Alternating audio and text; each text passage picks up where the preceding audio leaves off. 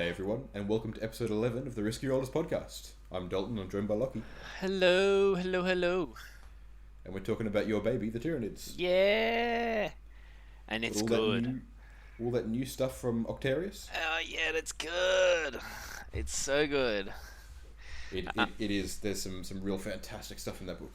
I'm at the same time, I'm not sure whether I'm just biased because it's new. You know, you always get like, oh hey, here's some new stuff, and then I haven't tested it at all yet. I haven't even tested it, even on TTS or anything. So I'm not sure. But on paper, there's stuff here that's really cool. I mean, look, it sounds pretty good. I'm reading over it and going, oh yeah, that's pretty handy, it's going to be useful. And I have no horses in this race, so hopefully it can be a nice bit of objective analysis on the side. Yeah.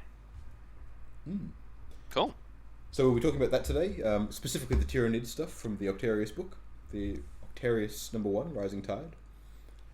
Before we get into that, make sure to check out Dice Arcade and use the code RiskyRollers for a discount.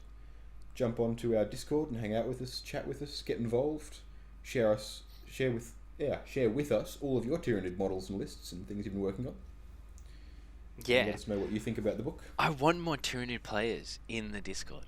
There's like 3 in there at the moment. There's 0. That are active Tyranid players. There's 0. Oh, okay. There's 1. Sorry, myself. That's it. There's a few people that kind of dabble in it, but like, yeah, I want some. Hardcore. Let's get some more Hive fleets. Need players. Let's get some more fleets in there. Yeah. So you can jump in there and hang out with us, and make sure to check out our Patreon as well. We've got an exclusive battle report, which is up now.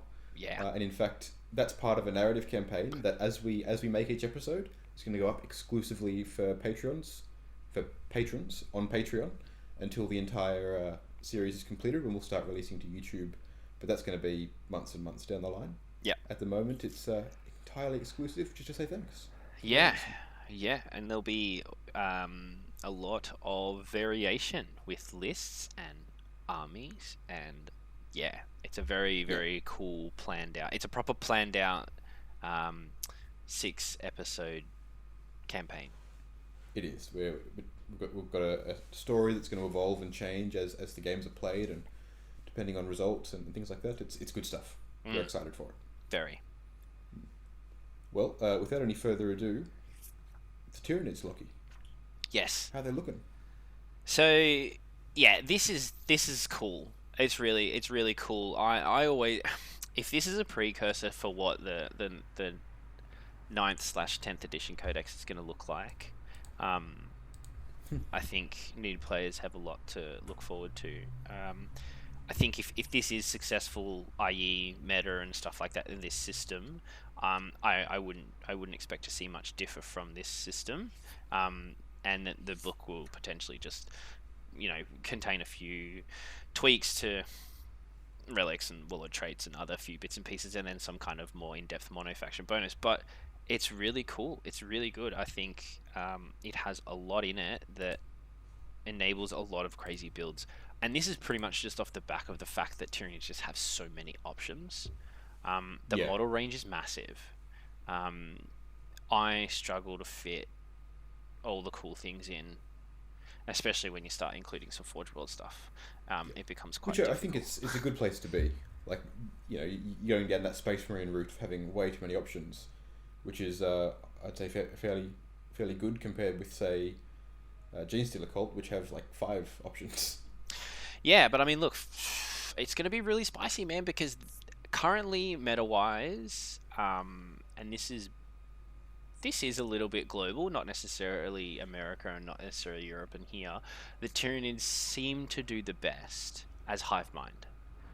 So usually, so it's usually nids soup, right? So GSC and Tyranids together, and usually the GSC component is the milking this sort of deep strike movement shenanigan stuff that the GSC have with which is what you want to be using them for anyway. Yeah, with Metamorph Acolytes and like Magos and stuff like that.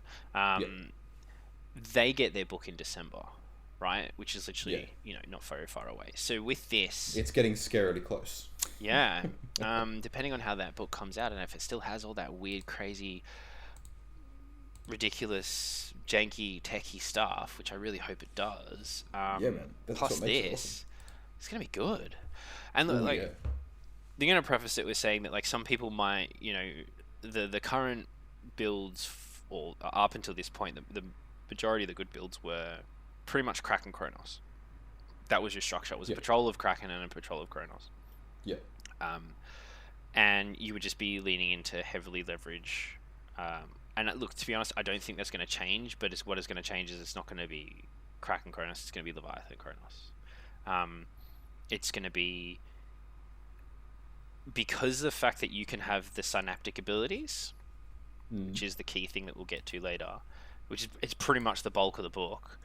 It's not specific to Hive Fleet, so the book itself is essentially a Leviathan supplement. All the strats are Leviathan only. The warlord traits and everything, and the relics, they're all Leviathan only. So it's only the synaptic link abilities that are that's universal. generic. Yeah. Yeah. So that in of itself is not a problem, but to be honest, Tyranids like out of their codex, and even the relics and warlord traits out of both Psychic Awakening and the core book are pretty poo. And these ones are just awesome. It's literally brought nids up to that 9th edition level in terms of the access to things everyone else has. So, straight off the bat, page 88, the warlord traits. First one is called Swarm Leader. This is essentially your chapter master ability. So, because we don't have core yet, which is... you'll see it later on. There's some really cool things that I think people might miss as well, is that some of the stuff you can do, it's on Tyranid unit. It's no stipulation on like what it is. Right. Some of it's really, there's really no cool. Core, there's no infantry. Nah, yeah. Yeah. With that being said, this one is the only major stipulation where it is. In your command phase, select one friendly Leviathan infantry, beast, or swarm within 9, which is cool because it's 9. That's a pretty nice range, yeah. Yeah, and you can just reroll hit rolls. Nice. So, what in the army isn't infantry or beast or swarm? Well, all your monsters. Are they not beasts? No, they're monsters. Ah, okay. So, that's actually a good point. I don't think so, because I'm pretty sure beast... What is beast? I don't even think I've even looked at that keyword before. Nah, all the big stuff. Your Carnifexes, your Morlocks, your Trigons, your... Everything is all monsters. Wait, now I really want to see what actually is beast. What would be beast? That's strange. I don't think I've ever seen that keyword before. Yeah, like I know it's in demons and stuff. I just don't know. I don't think I've ever seen it in TID. Anyway, so yeah, that's pretty much limited to your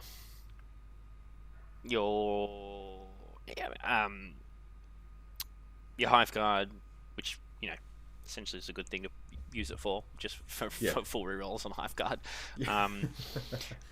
Devourers, Devourer Devil Gaunts, so that's something that we'll come to again when we look at the strats. There's something that's crazy good that is going to be used, and I've built a few little, I won't go through a whole list, but definitely some combos that you can put together that I think that can see some efficiency. Again, totally untested.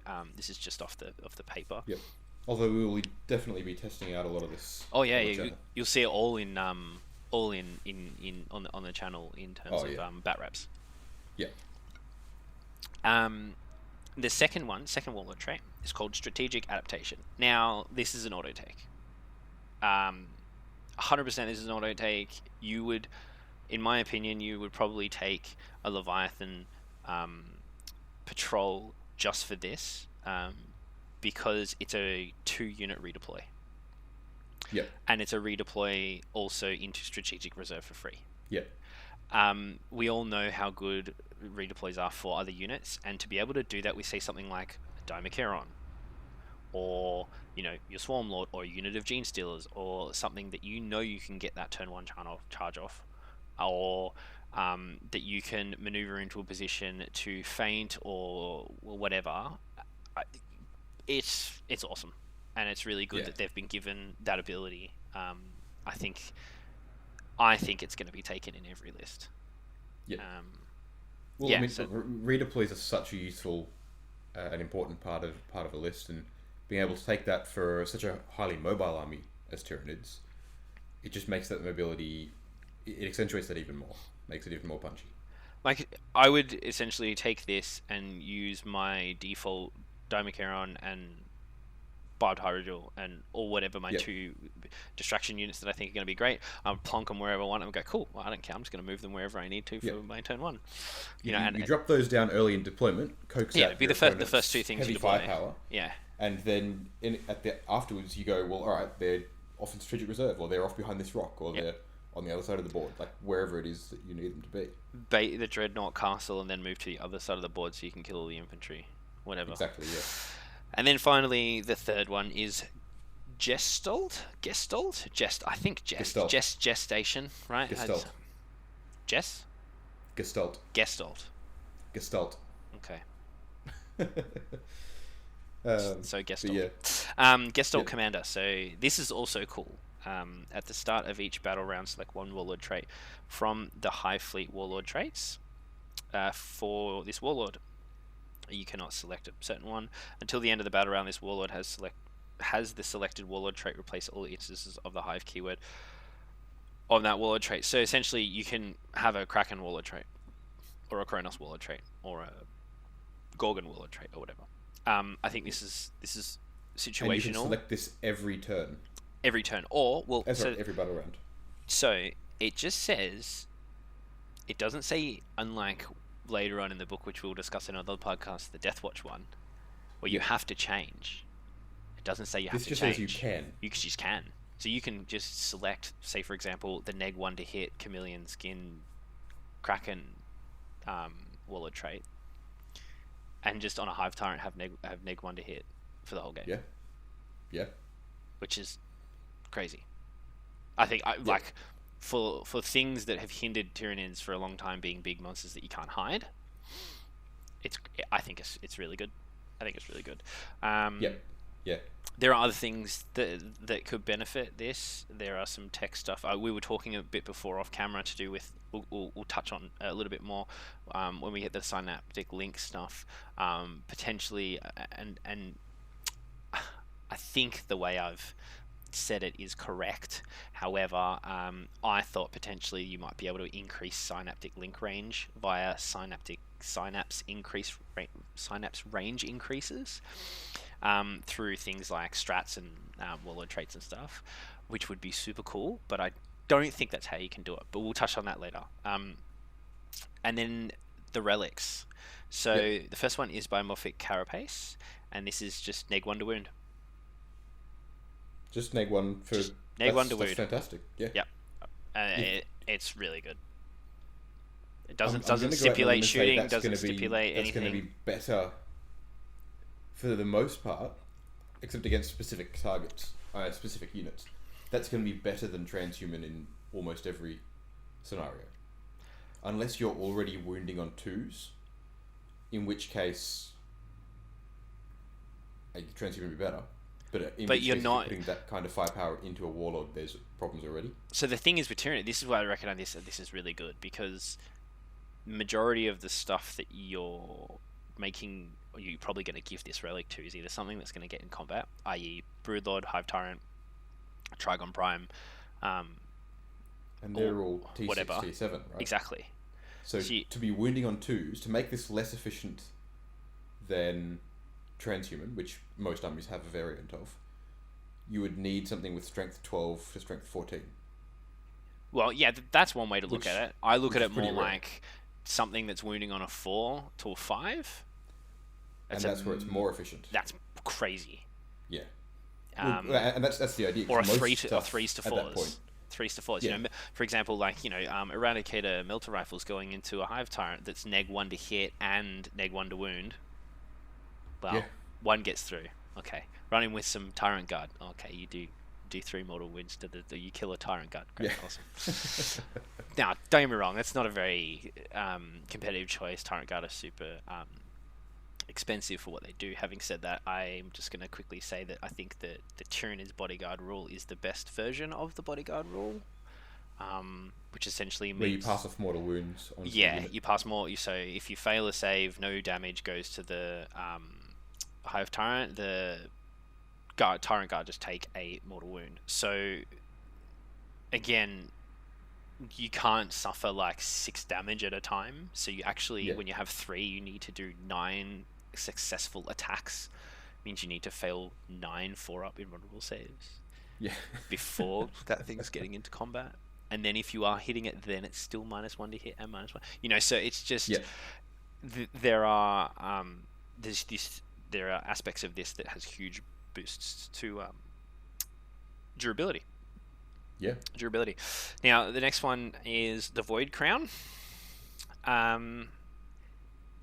There's a few things with this. So I think there's avenues to build Psychic again, and mass spam Psychic with this.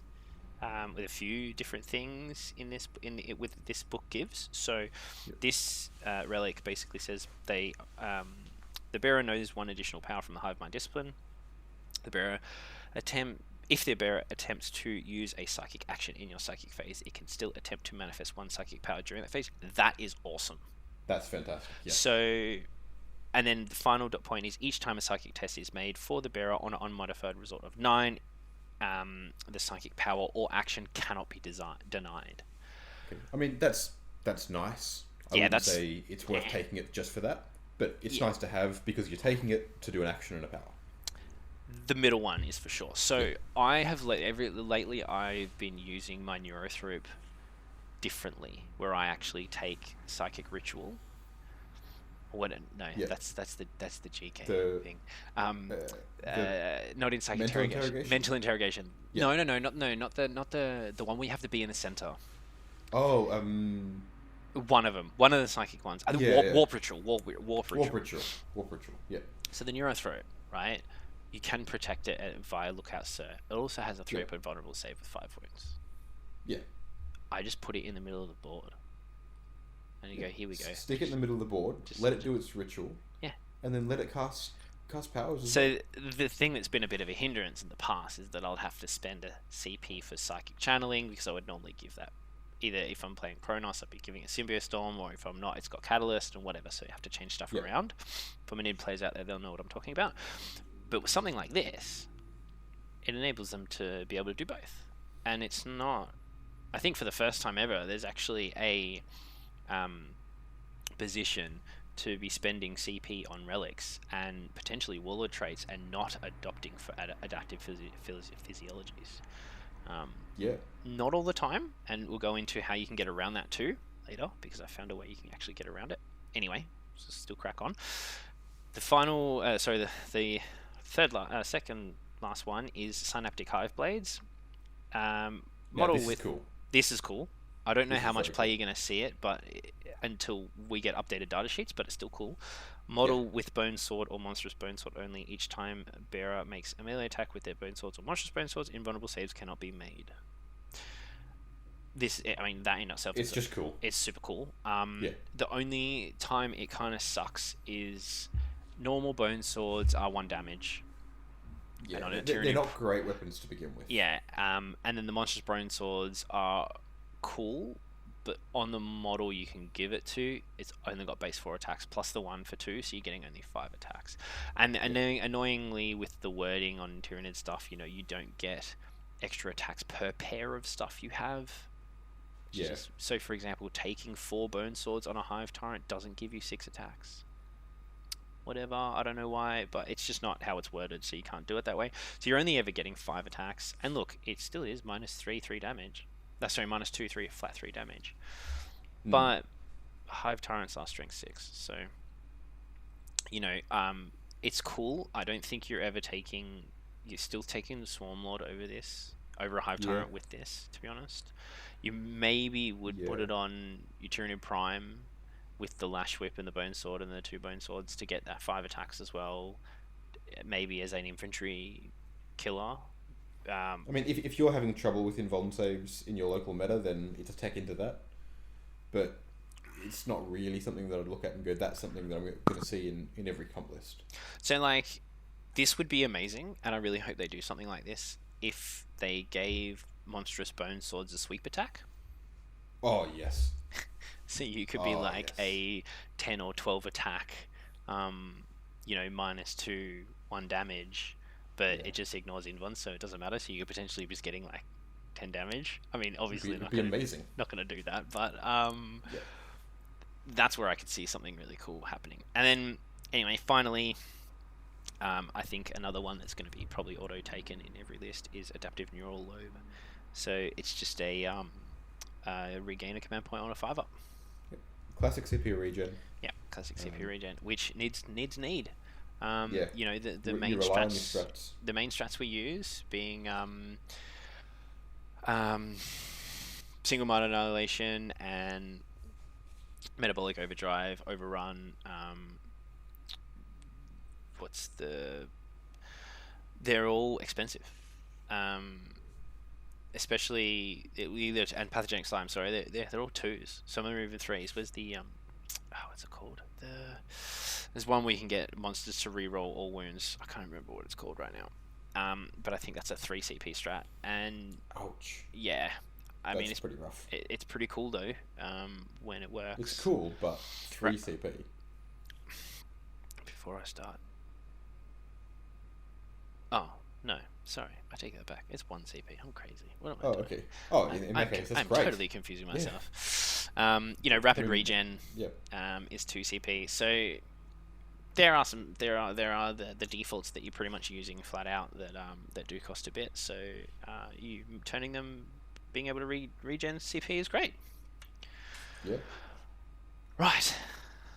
Stratagems. I mean, out of all of those, the psychic power one stands out to be the most. The CP regen's useful depending on the way the rest of your list is built, but that psychic power warlord trait, as you're saying, you put it on your Neurothrope, or if you're running a Genestealer heavy list, one of your Brood Lords, that lets them essentially still act and still be a part of the game, even while doing actions and scoring points. And I'm a big fan of things that let you do actions and still interact with the rest of the game in some way. 100%. And there's a few other things that allow you to do it as well. Yeah. This is what's weird, is because I feel that there aren't auto takes because you can build such varied lists with Tyranids. And look, maybe this is because they are my main faction, so I know them quite well. But I know that based on how I would build some stuff that I need, I'm always at 0 CP at the end of every Tyranid. That's at like turn 3. Turn 3 Tyranids games. Turn 2 sometimes. I'm nearly at 0. And having an ability to get them back is pretty good.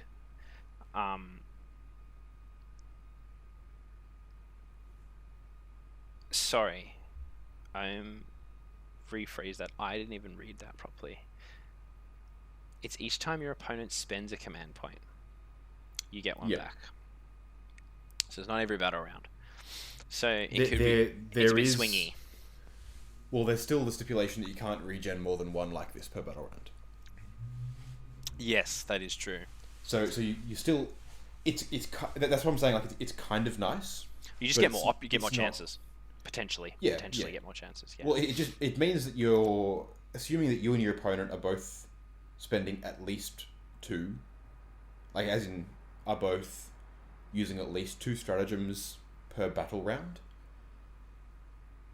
Statistically, you're going to be getting one back each battle round. Yeah, well, it's not you. It's just your opponent. Oh, it's just your opponent. Yeah. I missed that. So I mean, that kind of sucks. I think that's still fine. I don't think that limits it as much as you think, because it's already quite limited. You're only ever going to be able to get back a maximum of 5 this way over the course of an entire game. Yeah.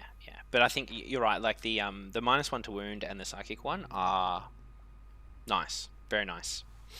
Yep. Knowing an additional power also does help, especially when you're trying to disperse things like Catalyst and Onslaught and Psychic Scream. Usually they're the ones that you'll be using, the psychic channeling CP, so that one person can know all of it, so you can get access to all of them. This is just another way to do that, because you can just be like, okay, now they know this extra one. So I think those are the two that are the ones to look out for. And realistically, all three warlord traits are great. I think. Yeah. Normally, I'll just void a warlord trait and take 2 adaptive physiologies. In this situation, I think that it is worth taking. Depending on how you've built your list. Yeah, I think you are benefiting. I think the benefit of gaining a redeploy.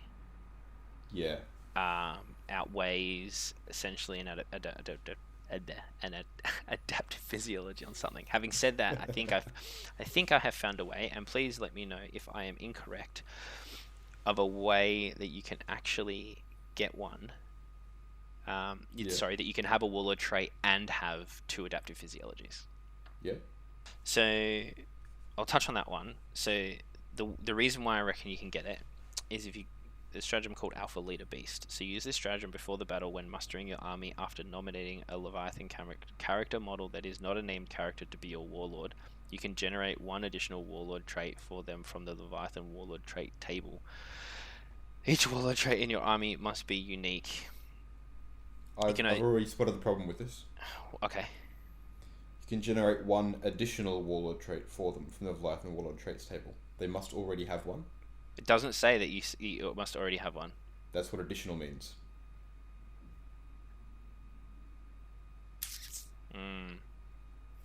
So, you to use this stratagem, you already need to have taken a warlord trait. Yeah. From the Leviathan warlord trait table.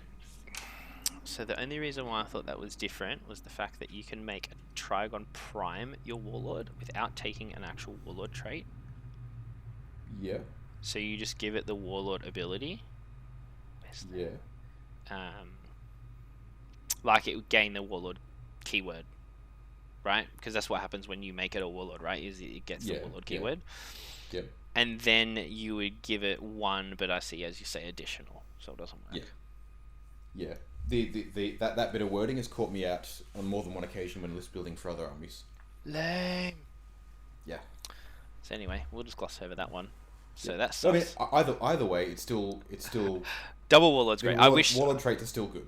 And I wish this was warlord on something that's not your warlord, rather than additional. For example, if you could give, the Gestalt, whatever commander to a Broodlord, and then give strategic adaptation to someone else. You know what I mean? So if it was on another that is not your warlord, give it a warlord trait. I wish it was that. I think that would be better. But doubling up is still not necessarily bad. Right. For some builds. Do Tyranids have a way to get an additional warlord trait already? Nope. Right. Okay. But this is still useful, I reckon, because this is then you're spending 1 CP to get that's extra psychic power in there that you'd otherwise need to be spending a CP to use every turn. Or it becomes a little bit of the hero CP hammer. Regen, exactly. You're definitely putting all your eggs in one basket, kind of thing. Yeah, I mean, and look, I don't think that's the way you play nids, but with all the other things, that it might actually be the way to do it. So only time will tell, really, to see whether or not it's going to be effective, and we'll readdress that as time goes on. But anyway, first stratagem is absolutely amazing. So Relentless Fury. Use this stratagem in your shooting or in the fight phase when you select a Leviathan unit from your army to shoot or fight. Until the end of the phase, each time an attack is made by a model in that unit, an unmodified hit roll of 6 scores 1 additional hit. If the unit currently contains 11 or more models, then it scores 2 additional hits instead. Oof, nice. So I read that like 6 times because I was like, is that a typo? Is it double normally, and if you've got more it's less? Like, no, if you have more, it's more. Yeah. It's like, okay. And then it costs 2 CP on Gene Stealers. You do it every time. Absolutely. I mean, 100%. Look, to be honest, 20 Gene Stealers normally kill anything they go into anyway, and this would probably be ridiculous overkill. Well, I'm saying this is more so something on like Gribbly units, Hormagaunts, Termagants, with either their shooting or their combat attacks. So 'cause they're all about numbers. this is epic, I think, on a unit of 20 Devil Gaunts that come up from Deep Strike with the Trigon Prime. Yeah. Trigon Prime, and then, so with the Devil Gaunts you're getting 3 attacks each, you're getting 60 attacks. Yeah. Yeah. And you're getting double explodes. And it's strength 4. Ouch. Yes, it's no rend, but So statistically, you're getting an extra 20 hits on top of your. So you're hitting on what, 4s? You're hitting on 4s. All right. So you're getting 30 hits. But hold on. And then of those, you're also getting an additional 20 hits from this. So you're getting 50 hits. If you position well, Yeah. and again, maybe we need to do the synaptic ability things first before we look at the stratagems. It might actually be a better way of doing it, because the warrior's synaptic ability is +1 to hit. Oh. So if you position well, so you're going up to 60 hits then. oh no, sorry, you can't do it because it's done in the command phase. No, never mind. Sorry. Oh, okay, yeah. Ah, damn it. But still, 50 hits even at what? Strength 3, no AP, 1 damage. Strength 4. Devouras are strength 4. Yeah. All right. So you're getting 50 hits, which means you're then wounding Space Marines on 4s. It's 25 wounds to Space Marines. That's 5 dead Space Marines. Yeah. It's an intercessor squad killed from Termagants. Sweet. I'll take that trade any day. And that's what, 1 CP? Yeah. That's fantastic. It's 1 CP. So, it's that's cool. But sorry, before we go into oh no, that's probably the only one that's actually really relevant to the and even then we'll come back and retouch on those combos after we go on the synaptic links. Yeah. Because we'll have the same problem in reverse. So we do them and you're like, oh, I want to talk about this strategy. Yeah, of course. So that's going to be, I'm going to use that every turn. Every single turn. Questing tendrils. So use this stratagem in your second movement phase when you set up a Leviathan unit from your army. Sounds like something Major Killer would talk about. Why? Never mind, man. Keep Okay, going. sorry. I don't know his stuff. When your Leviathan unit from your army has arrived from strategic reserves, you can set it up as though it was battle round 3 instead of being battle round 2. Ooh, so you can set it right up in your opponent's deployment zone. Yeah. So that's nice. So that's really cool as well, considering if you take strategic adaptation and you just put whatever you wanted to in reserve for free. That's a Hydra or a Dharmacaran walking into your opponent's deployment zone turn 2. Yep. You wouldn't need it for a Dharmacaran because it jumps, but no, but like a barbed Hydra and a Maleceptor, for example, and we'll go into that combo later as well. For 1 20 CP. Devil Gaunts. Yeah, 20 Devil Gaunts, just like, hey, I'm just going to shoot whatever it is you're trying to screen out, and then turn 3 you can drop whatever else you need to do deep strike, or not. So that's 1 CP, so that's really awesome. Mm-hmm. Yep. Bit situational. Yeah, I think you'd be teching for this in your list. Yeah. So you would be building around that. You would have to be aware when doing so. You'd have to have an alternative to it, because a canny opponent will screen that out quite easily. True, but I think it would be hard for an opponent to know that that's what you're taking into. Yeah, I mean, it very much depends on the opponent, on what they're running as well. Because the redeploy, right? Like you'd go, all right, if they're taking the redeploy, there's the potential that they're going to be taking. They're just going to be doing it for the strategic reserve point. But because this is turn 2 specifically, the opponent's going to know by that stage whether or not you've used the redeploy to put things in strategic reserve. So if they're staring down a barbed Hydra in strategic reserve, well, they're going to string out a unit of infantry along the back, so you can't just walk into the deployment zone. That is true. Yeah. That said, that might be exactly what you want. Yeah, you want to have this hanging over their head. Force them to turn screen 2, for I can longer. be wherever I want. Yeah, exactly. So, like, don't get me wrong, it's very useful, and it might, thinking about it, it might be more useful as just as a deterrent, as a psychological fuck with. Exactly. Sort of yeah. Because I mean, it says can, right? So essentially, you don't have to do it that way. You could just be like, I'm still going to come on the sides. It's a strat too.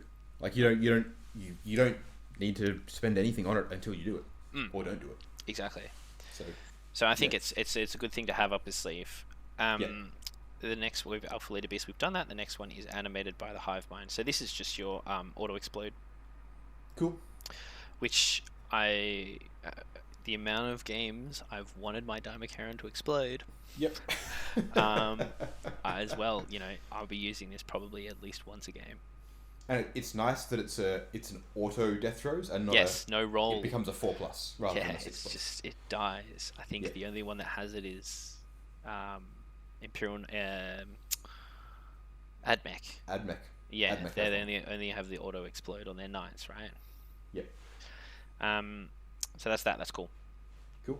The next one is Synaptic Domination. You use this stratagem in your psychic phase. Select one friendly Leviathan Synapse unit from your army, then select one friendly Leviathan non-Synapse unit from your army.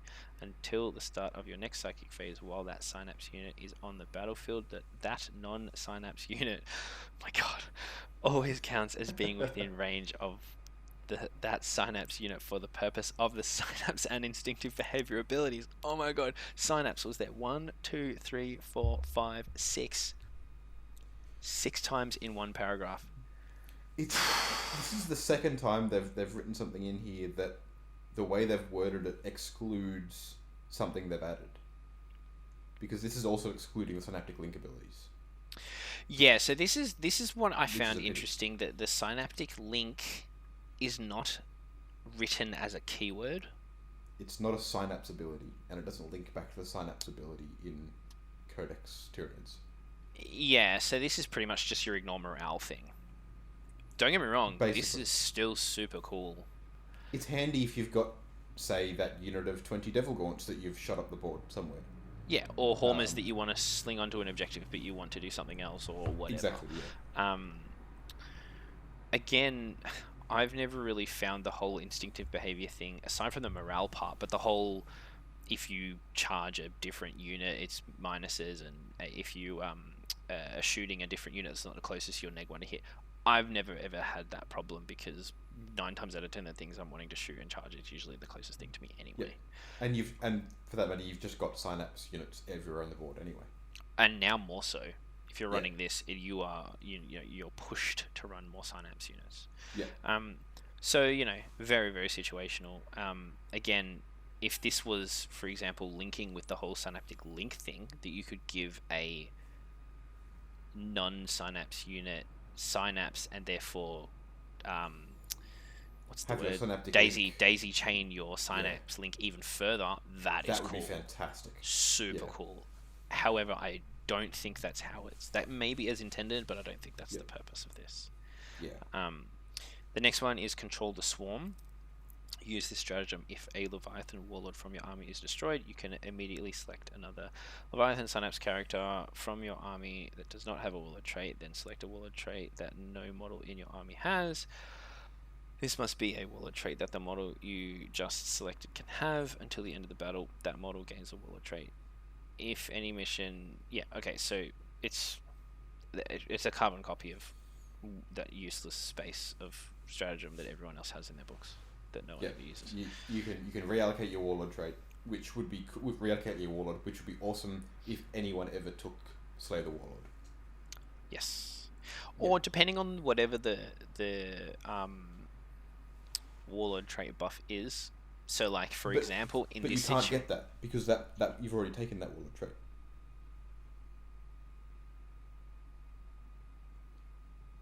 Then select a Warlord trait that no model in your army has. But the model that's just been selected is dead. But it's still in your army. Okay, right. I mean, look, correct me if I'm wrong here, but this tends to refer to what's on the army list, not what's on the board. Because there's a distinction between what a model in your army is. So what is the point of, literally, from a design point, what is the point of this stratagem? I mean, again, if someone's taken Slay the Warlord as their secondary objective, this is fantastic. Because it's like a big fuck you to them putting all that effort into killing your Warlord turn 1. Because now they can't, and they've got to kill that thing as well. Right, okay, because that's the bottom. That's the bottom bit, yeah. Because those rules, because it just shifts. All it is shifting the Warlord keyword. Basically, shifting the Warlord keyword and then generating a new trait. Warlord trait. Lame, who cares? Anyway, Hive Mind Imperative is the next one. And this is good. Use this stratagem in your command phase. Select one Leviathan unit from your army that is within 12 inches of a friendly Leviathan synapse unit. Until the start of your next command phase, you get the 2 following dot points. The unit you selected gains the objective secured ability if a model, and let me clarify, the unit you selected gains the objective secured ability. Unit. If a model in that unit already has this ability, it counts as 1 additional model when determining control of an objective marker.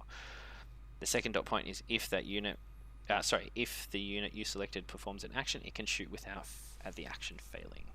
Right. For 1 CP, the second part of that pays for itself already. The shooting while performing an action, fantastic. I would pay 1 CP for that all the time. I would disagree because realistically, the only units you're going to be doing actions and potentially wanting to do other things with is warriors. So in that situation, yeah, maybe. I think. I mean, you're wanting to run a list with 18 warriors, isn't it? Yeah, but not for this. Not for that point. I mean, I wouldn't be using them from the purpose of doing run and stuff like that. I'd be having other stuff to do that. So I think that it's cool to have. I actually think the obsec part is much better. For example, being able to just being like, oh, he's in my command phase, giving my Hive Tyrant with wings obsec. Fantastic. Going over to some objective and being like, now having that or whatever. Yeah. The only stipulation I find is a bit annoying is that what do multi-wound models count for? You know. But I mean that's true of obsec in general. Yeah, but that's the problem with this as well.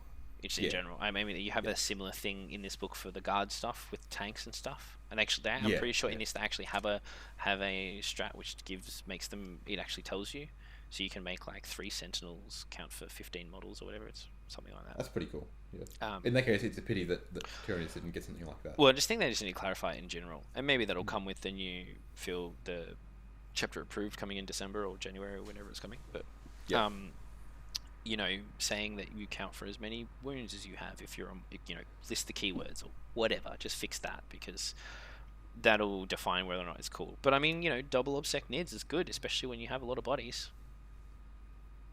It counts, and because considering how squishy they are, it can be. I like it. I think it's a good tech piece that you can use to swing games for sure. Yeah, for sure. Hyper adaptation, and this one's interesting. I'm going to deep dive into this one a little bit.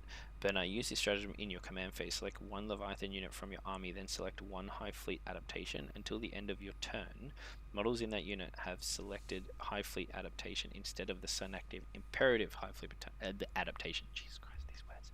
So that's cool. Yeah, this is cool. So basically, this removes your Leviathan ability and replaces it with one of the custom ones. Yeah, it's 2 CP. It is 2 CP.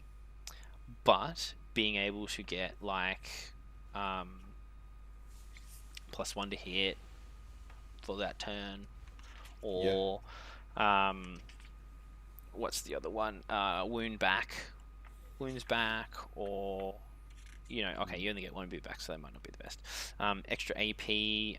There's it's that flexibility. I think feeding frenzy of this is just nuts. So you can get a piling move of 6.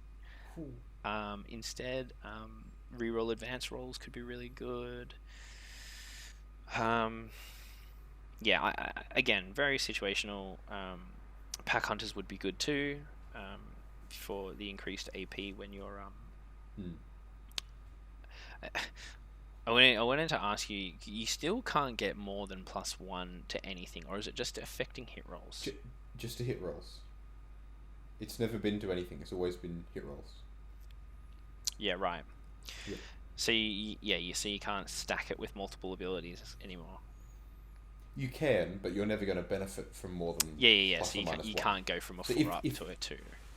Well, you might want to if there's something like dense cover in the way. That's useful. But you'll always if you have a 4 up BS, you're always hitting on a 3, no matter what. If with a +1, you only ever the best you can ever do is still a 3 up. Yes. Yeah. Yeah. That's what I thought.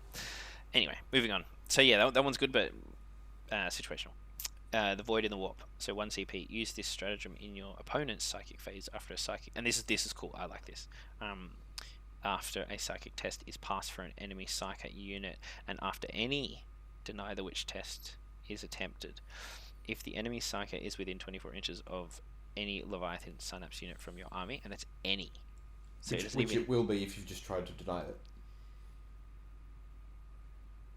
Yes, but as in like all Synapse. Yeah. On a 4-up. So it doesn't have to be a psychic within 24. Exactly, a 4-up deny.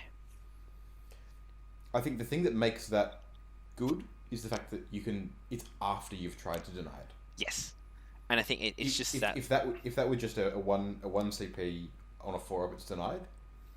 Situational kind of meh, but the fact that you can attempt to deny it and then fail your deny attempt and then do this makes it brilliant.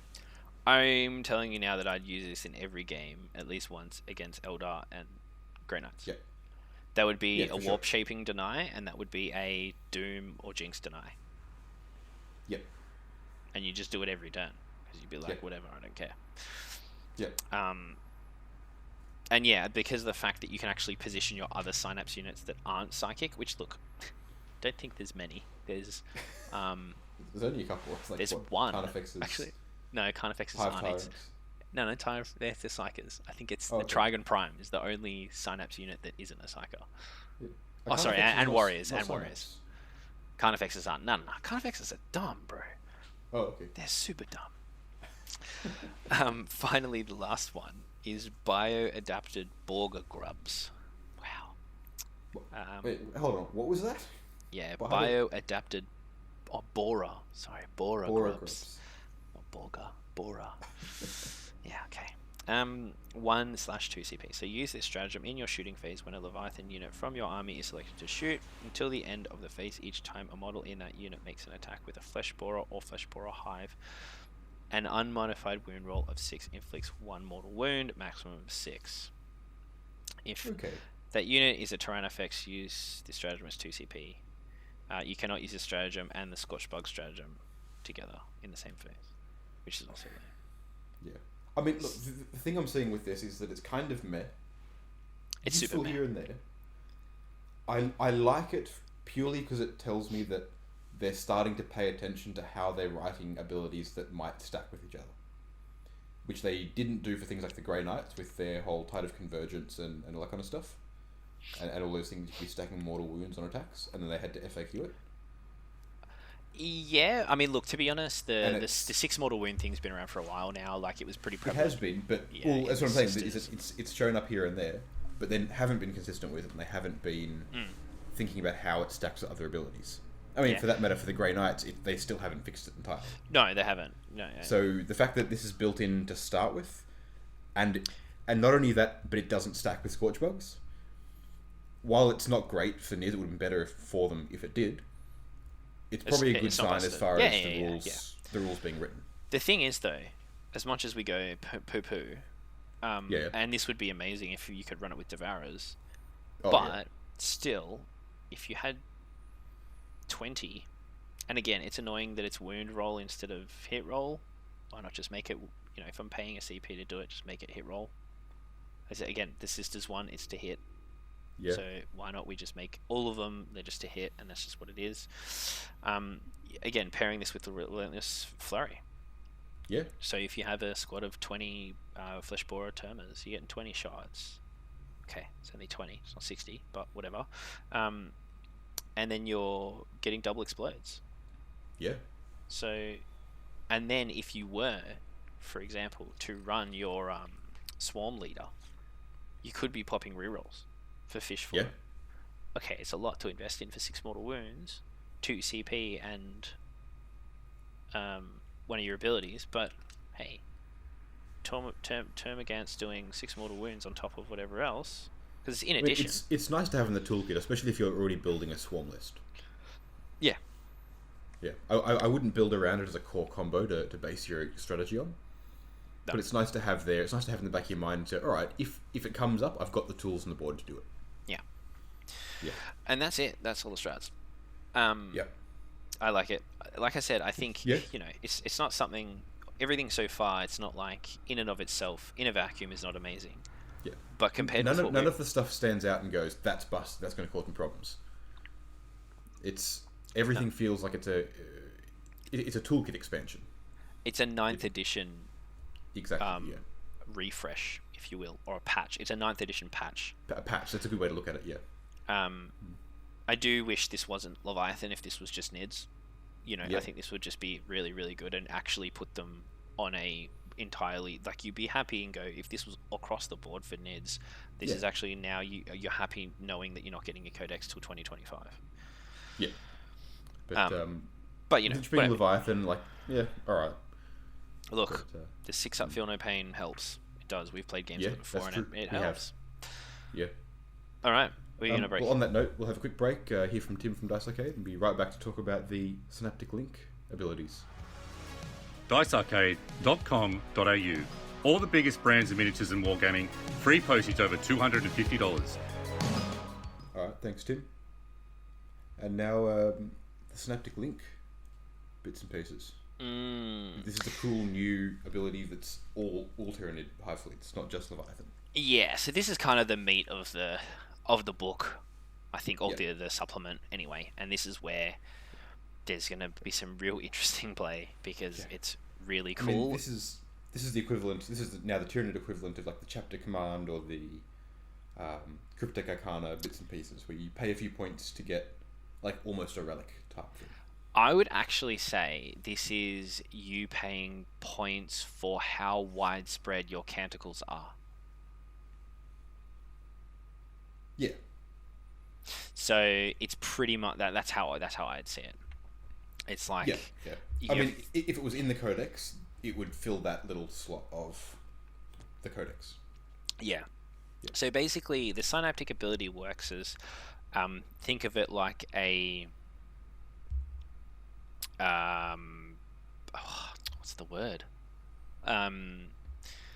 Like a like a chain link. So you can only put these buffs per unit. So each synapse unit in the book has a specific ability that has a specific bonus, and that costs a specific amount of points. Now, so any given synapse unit, you can pay a certain number of points to upgrade it to have a synaptic link ability. Yes. Now this has an aura of 12 inches. 12 inches. And then any other synapse creatures within that 12-inch aura, if there's another synapse creature within that aura, they then are counted as if they also had a 12-inch aura as well. Yes. So keep projecting it every. It projects it around them as well. Yeah. So you're really gaining 6 inches. Further? Yeah. So you're gaining 6 inches. If you have another synapse creature 12 inches away from that one. Yeah. So you're getting 12 inches every time. Well, yeah, from the previous one, but from yourself, you're getting 12 inches. Yeah, 12 inches. So, for example, is it a 12-inch aura or a 6-inch aura? It's 12-inch aura. So if you have a Broodlord on the left and a Hive Tyrant in the middle, and then a Zone Thrope on the left, and they're all 12 inches apart, the Broodlord on the left can affect anything within 12 inches of the Zone Thrope on the far right, which is 36 inches. So that overall range of buffing radius, diameter would be 36 inches. Would be 24 inches. No, 36. Your diameter, your radius is 12 inches around any individual creature. Yeah, and you have three of them. But you don't want to talk about your diameter across the whole field because it's not a diameter then, because you're stretching it out. It's not a on a straight line. On a straight line, right? You've got a Broodlord, and then you've got a Hive Tyrant, and then you've got a Zone Thrope, and they're all 12 inches apart. So you could string that across 24 inches to the Zone Thrope, and then you've got 12 inches out either side of the Broodlord and the Zone Thrope. Sorry, it's 48 inches then. It's 48 inches from one edge of the aura. One edge to the other, yeah. So you've got a 48-inch range of all the buffs of all those three. And that's the key part there, is that that's real cool. The Zone Thrope can buff whatever's on 48 inches on the left, 36 inches on the left, and then the Broodlord can buff whatever 36 inches on the right, and vice versa, whatever, if you would look at it in a line. That is cool. I think it is probably one of the, and I'm sorry AdMech players out there, but I think this is so much more fluffy and better of how the whole data tether system should work. And it's just cooler. It just makes so much more sense. Similar to, you know, it's a bit more toned down, a bit more restricted than the data tether system. Well, I just think it's a better designed system. Absolutely, 100%. Because it has drawbacks. I think the data tether system is very fluffy. It's just kind of, it's just kind of, well, that they've made the abilities it gives too powerful. Yeah. So the guard have the same thing with their voxcasters, where if you're in range of one, you're in range of all of them. But their buffs are nowhere near as good, so it's not as big a deal. Yeah, but that's what I mean. Like, if you're only in range of one, then you're in range of all. So they don't have to be in range of each other. No. Yeah, that's stupid. But their buffs are all of like the 6 orders they have, so it's fine. Yeah. So basically, the Broodlord's ability is called Master of Shadows, and this is 15 points. So models in the... So, before I do that, you can give as many as you want. If you want to run 3 units of warriors, you can give it to all 3. If you want to run multiples, you can do it. You can give as many as you want. However, you are limited to activating this ability, and this ability activates on a unit within that range. So the Synapse unit targets a non-Synapse unit within that range and does it, and just says, you get this buff, which originally when I saw it, I thought it was aura based. But having said that, this is a really good thing to negate aura when you have these abilities that negate aura abilities. It's unaffected. Yep. So Mortarians, Mortarians, one from Death Guard, the Ooga Booga Homunculus from Trakari bypasses that. Yeah, just ignores that whole thing. Which is cool. So, and then also you can only activate a certain number of Synaptic Link abilities based on the size of the game.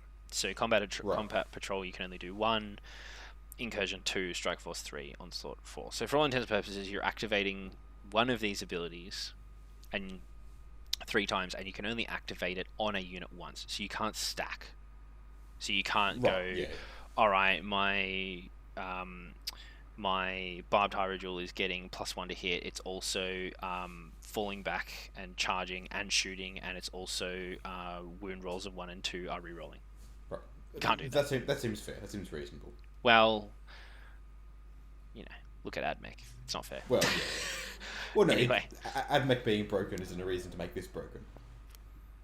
Well, you know me, I'm a firm believer of just make everything broken. And then, if you're going to break it, everyone's broken, and then it kind of balances itself out. Anyway, that's not what we're talking about. So, the first one, so all of them are 15 points, except for the Zone Threat one. And to be honest, I will highly expect a points change with these.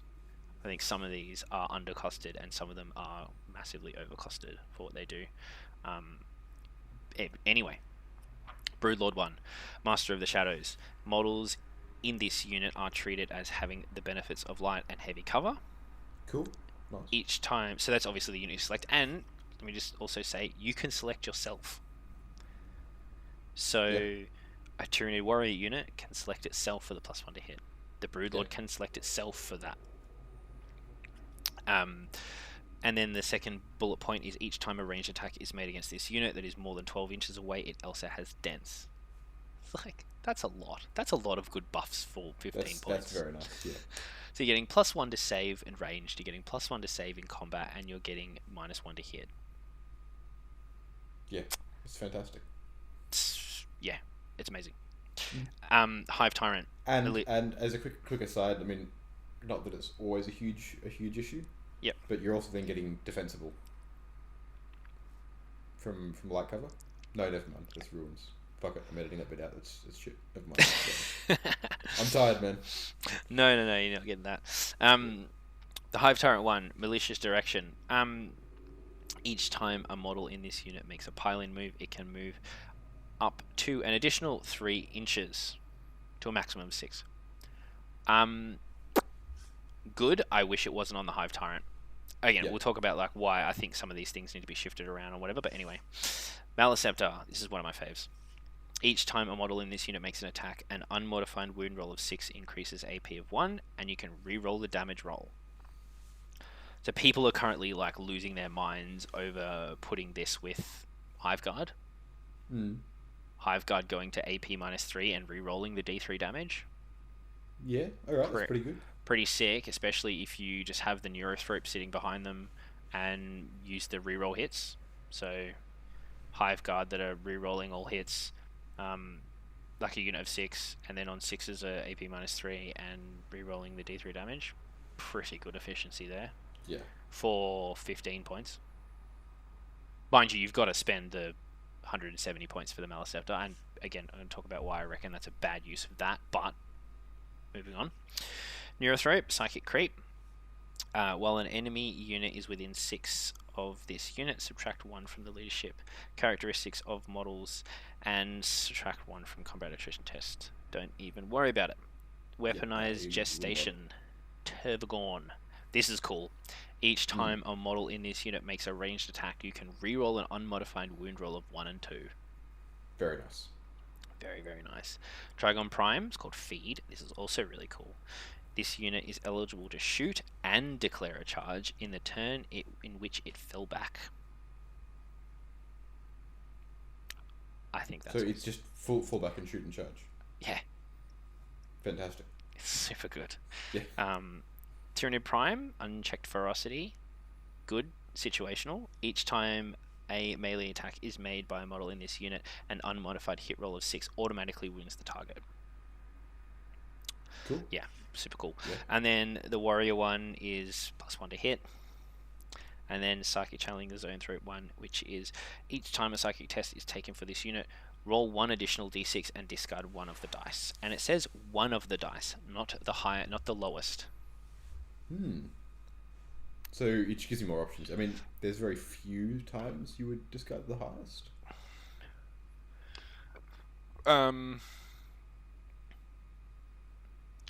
Yes, I guess there is. I'm trying to think of a okay, reason for example, you if you roll 2 6s and a 5, right, you don't you want to chuck discard one of the 5. 6s. You chuck one of the 6s, yeah. Yeah. So, again, I just think it's a cool caveat.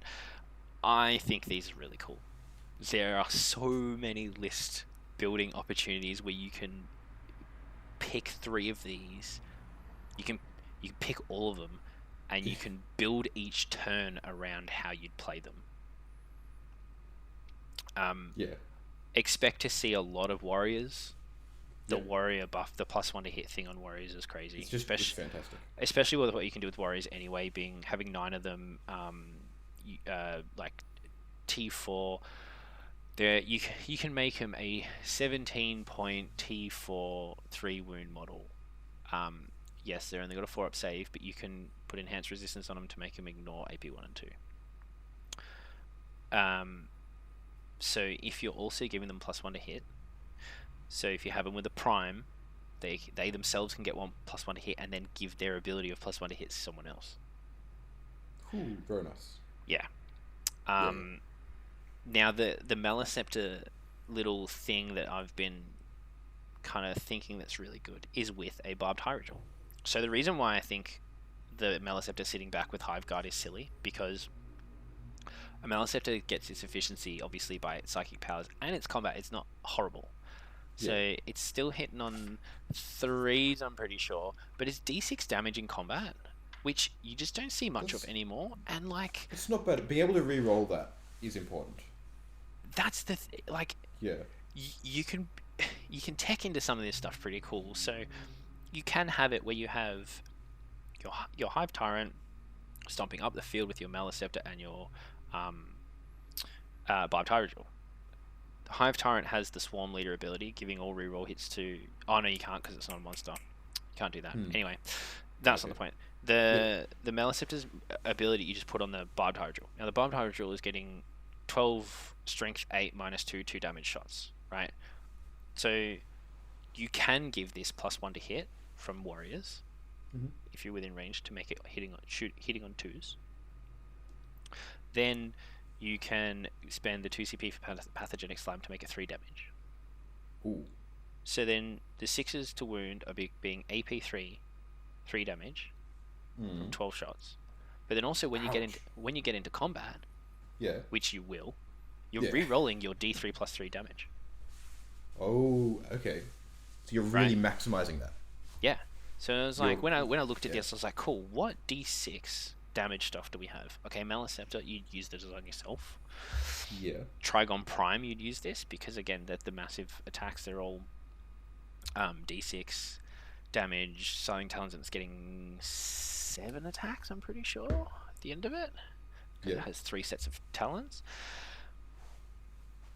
I think it's good. I think that's how he's used it. And then, because then you tech it out with Smite and Psychic Scream.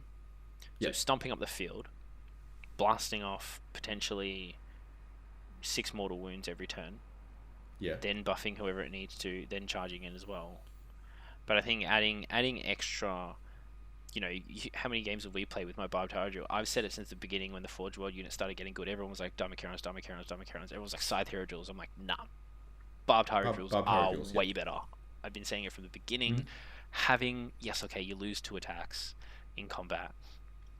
But it's 2 attacks. Whoop you fucking do. It's 2, but it's like the combat you're not really worried about. But the guns, man, like 12 shots, hitting on 3s. Like they're scary strength guns already. 8 minus 2 damage. Yeah. It's like, it's doing some damage. It really is. Yeah. These are just good. So I'm working on a potential. I've been in my head trying to make Trigon Primes a thing because I like them. I reckon they're cool. They're cool. They are. So we said it earlier with the Devil Gaunt pop-up, right? So because you can subterranean, Trigons can subterranean, like deep strike essentially, and they can bring a unit of troops with them. Yep. So they pop up, and then the Termies are there to shoot. Mm-hmm. And then you give the Prime Dermic Symbiosis for his 5 up invulnerable save with the counts as double wounds. Yep. Neg 1 to wound, which is the relic, the biomorphic carapace relic. The shoot the synaptic ability on it, and then also the Gestalt Commander potentially either giving it neg 1 to hit, or whatever other one you might deem to be relevant. There's the Behemoth one, which is reroll charges. There's that's the Behemoth actual Hive Fleet ability. You just have the flexibility there for each turn. Like the turn you pop up, you might just want to go the -1, and then the next turn when you want to try and actually do something, you might change it up for something else. So I think that's potentially something. The neg 1 to wound is the really key point on the Trigon because they're only T6. Yeah, they're not as tough as some of your other beasties. Yep. So I think putting the neg 1 to wound on anything that is kind of, if Trigons are Morlocks, if they get in combat, they shred. But the problem is getting them there because they just get shot off the table in 2 seconds, right?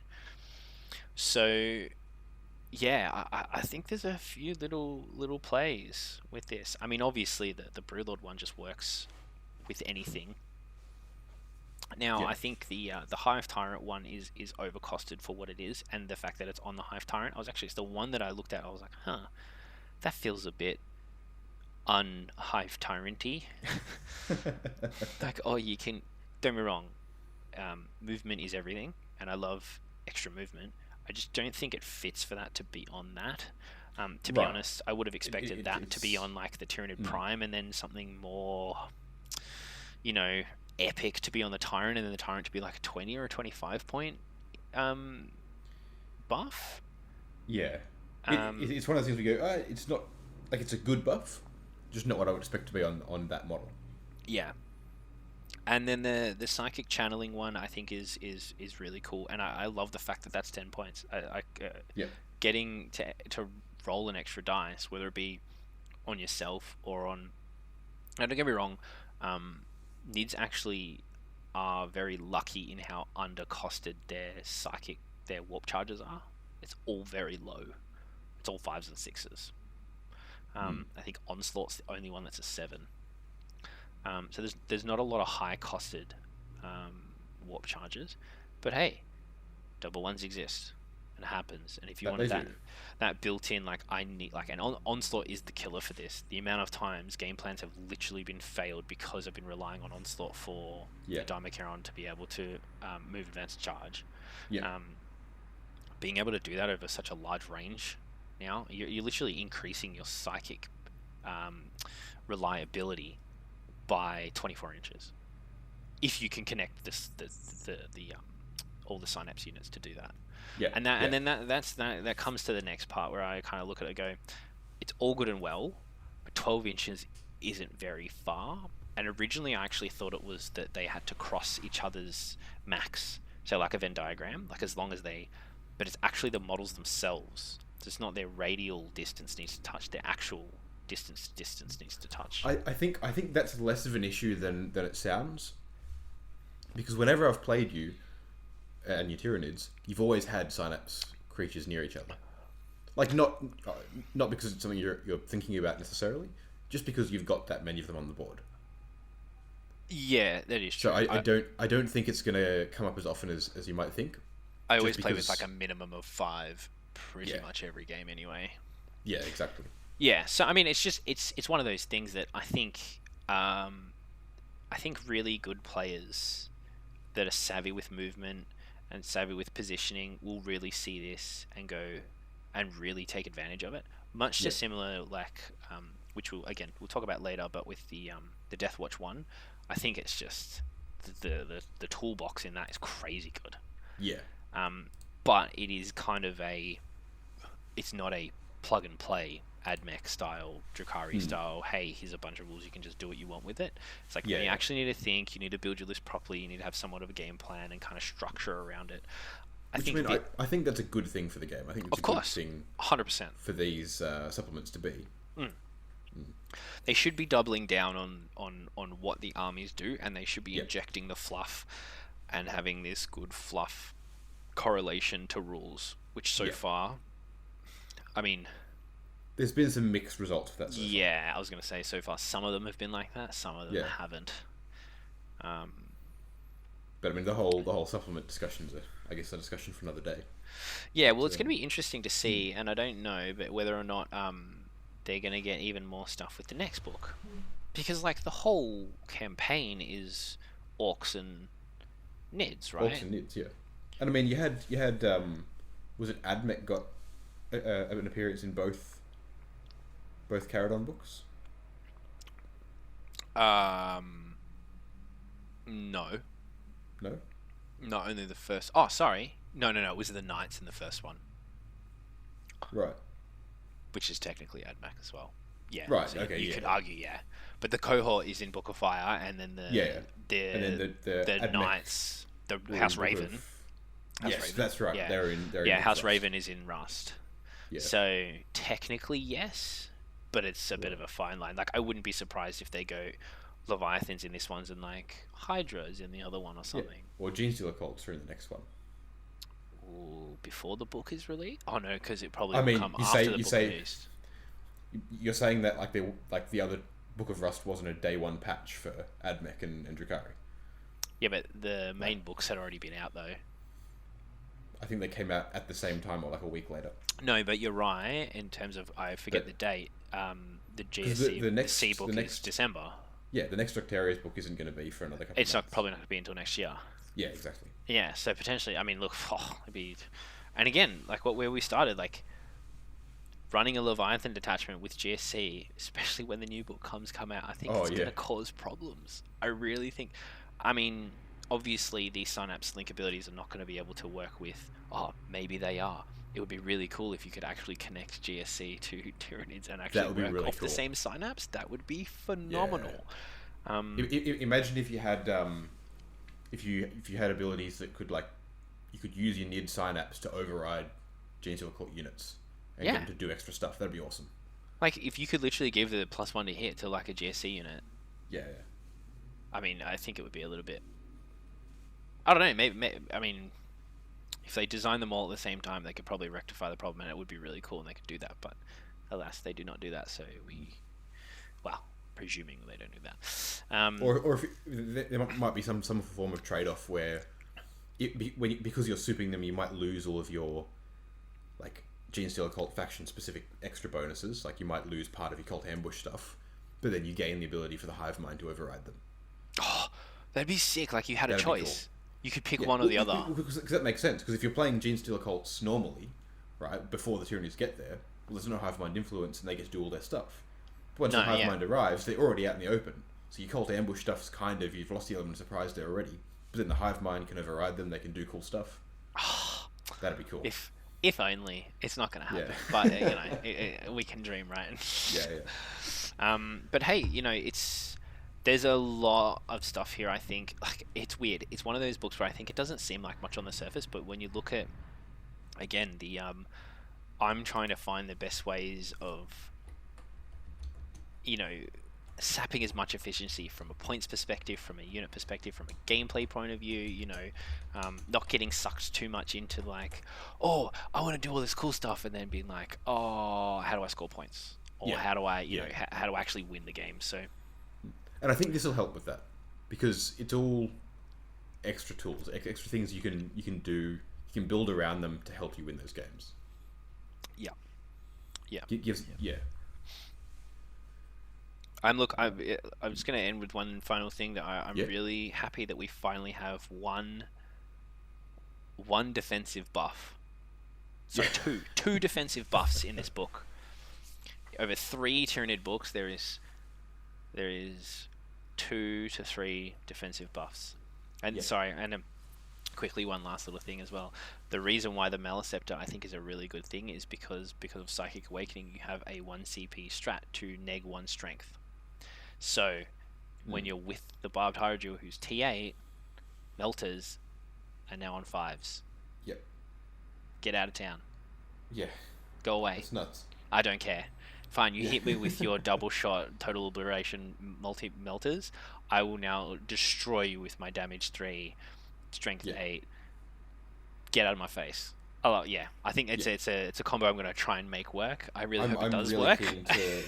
I'm really keen to see that Hydra mincing through my backlines. Yeah. Cool. All right. Well, yeah, that's me fanboying enough. No, it sounds like a great book for the Tyranids, and I'm really keen to see them on the table and play against them and see what they can do. Yeah. Well, I've got to paint up a whole bunch of extra models ready for this week's game. Which, hey, if you hadn't guessed it, it's in a couple of weeks, because that'll be the bet rep after the one that came out alongside this podcast. Is going to be a bit of a grudge match for Locky and I, because I think my Necrons were the first and maybe only list to have beaten your Tyranids before. Nah, not only. I've been beaten by Mike's Death Guard, but he ran Morty and Volkites and Plague Burst Crawlers and so Mike and his filthy meta chasing Death Guard. Yes. But no, so the Necrons are the first list to beat your Tyranids. Yeah. So Tyranids coming up on the channel, new book, new rules. See if the Necrons can do it again. Yeah. Well, you're gonna have new models too, so it's gonna be a. I am. Yeah, I'm busy painting those up. Yeah, it's gonna be good. It's gonna be good for the channel to see that grudge match, and hopefully we can build it and keep it going. Yeah. Well, I mean, I'm really keen to see how the Tyranids go, because this is all sounding like really cool, fluffy stuff. Yeah. So yeah. Yeah, 100%. Anyway, so make sure you're all subscribed to the YouTube channel so you catch that one. And jump into the Discord and let us know what you think of the new book and what your hot takes on the new Tyranid stuff is. Yes, please, Tyranid players, come and join the Discord so we can all chat and share our conversions and bugs, and I love it. Infiltrate the Discord and proselytize the Four-Armed Emperor. That's it, 100%. That's it. So thank you all for listening, and we'll catch you guys next time. Bye.